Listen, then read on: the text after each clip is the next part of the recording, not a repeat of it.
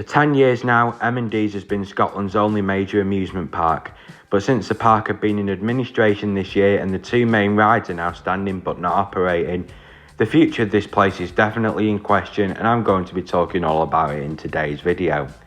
Now, if you haven't already, please subscribe to the channel, as I'm doing these kind of videos quite often, and I usually upload up to twice a week when I've got good content for you guys. And you can also see the links to my social pages, shop and website in the description. Now, I first visited M&ds last year, and while the place, let's be honest, was a bit run down back then, we all did have a really good time there, as the rides that they had were much better than expected, and our day was far better than the reviews I'd seen online, as they are absolutely dreadful. There was one thing that stood out to me though throughout my whole time there, and that was just how quiet the place was.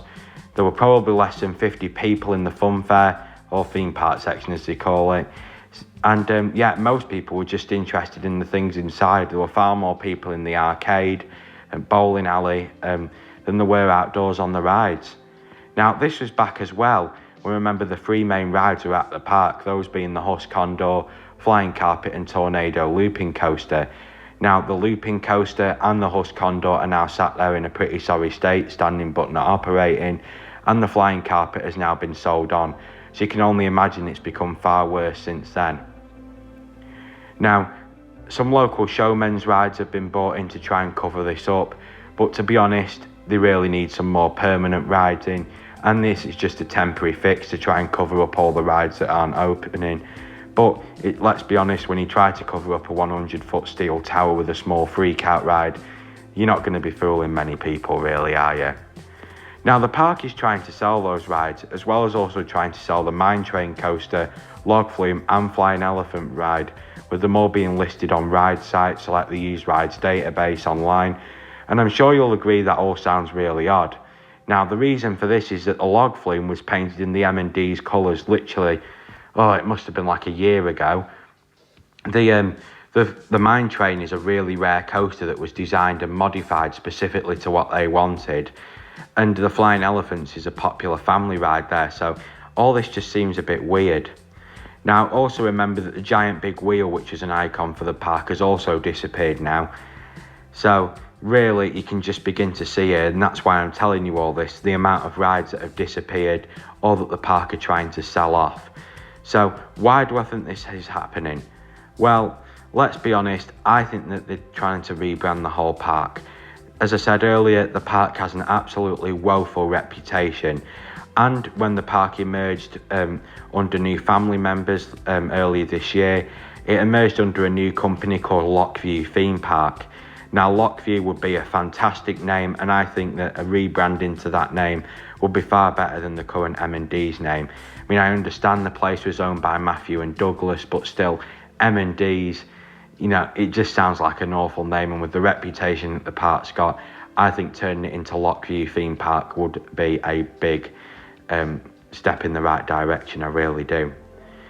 It'd also be perfect, of course, because it's located on the side of Strathclyde Lock, and I think that the park is really wanting to get rid of all their rides and sell them on, and I say go for it and start afresh. It's not often that I think that a park should get rid of all the rides, but in this case, I think with the rides that they've got left, and a lot of them being in a pretty sorry state, I think they should go and do exactly that. Now, what do they do instead? I think they could strike a deal with a rides manufacturer such as Zamperla and get all their new rides from them at a reduced price, just like the park at OWA, or OWA, has done in Alabama in America. If you haven't heard about that, it opened just a year or two ago.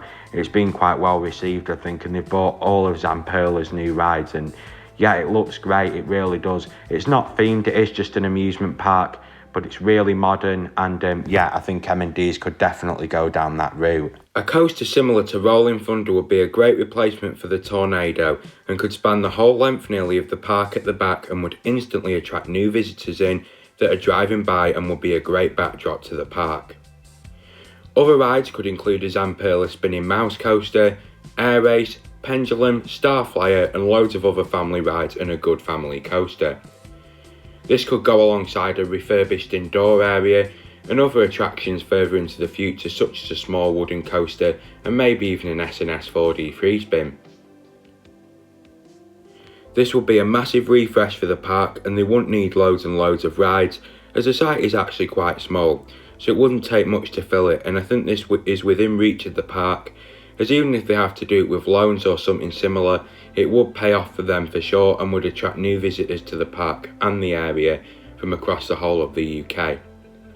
What do you think the future holds for M&ds? Let me know in the comments below, and be sure to check out the vlog and review videos that I made in the park last year. The links can be found in the description, along with links to my social pages, website and shop, where I sell various things I've designed with coaster pictures I've taken, including face masks, t-shirts, phone cases and more. Thanks for watching, and I'll see you in my next video, which will be on the way very soon. Have a great day.